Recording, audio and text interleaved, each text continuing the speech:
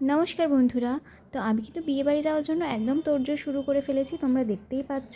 আর এই দেখো আমার কিন্তু নেল পলিশ পরা হয়ে, এবারে কিন্তু যাব আমি রেডি হতে। এই দেখো রেডি হয়ে আমি এসে গিয়েছি।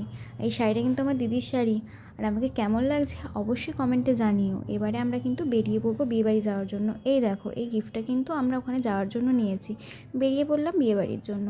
এবারে এসে গিয়েছি, দেখো গেটটা কিন্তু খুব সুন্দর সাজিয়েছে। এরপর চলে যাব আমরা বউয়ের কাছে। এই দেখো আমরা বউয়ের কাছে চলে এলাম।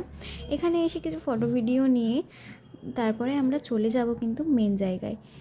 মেন জায়গা মানে খাওয়া দাওয়া করতে। এই দেখো এসে কিন্তু পকোড়া নিয়ে নিয়েছি, আর এখানে আমার বর পকোড়া খাচ্ছিল একা একা। আমি বললাম যে তুমি একা একাই পকোড়া খাচ্ছ, আমাকে কই দিচ্ছ না, তো আমাকেও একটু খাইয়ে দাও। তো দেখো এবার আমার বর কিন্তু আমাকে পকোড়া খাইয়ে দিচ্ছে। খুব ভালো লাগছিলো, কিন্তু বরের হাতের পকোড়া খাওয়ার মজাই আলাদা। দেখো আমি কিন্তু খেতে বসেও পকোড়া খেয়ে যাচ্ছি। প্রথমেই আমরা খেতে বসে গিয়েছিলাম। এই দেখো এবার প্রথমে দিয়ে গেল প্লেট, তারপরে এই দেখো জল দিয়ে গেল, তারপরে লেবু।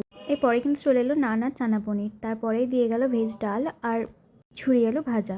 এখানে কিন্তু আমি একটা জিনিস নোটিস করলাম, এদের ডিশটা কিন্তু খুব সুন্দর ছিল। তারপরে দিয়ে গেলো মাছ, তারপরে দিয়ে গেলো চিংড়ি মাছের মালাইকারি, খুব টেস্টি ছিল।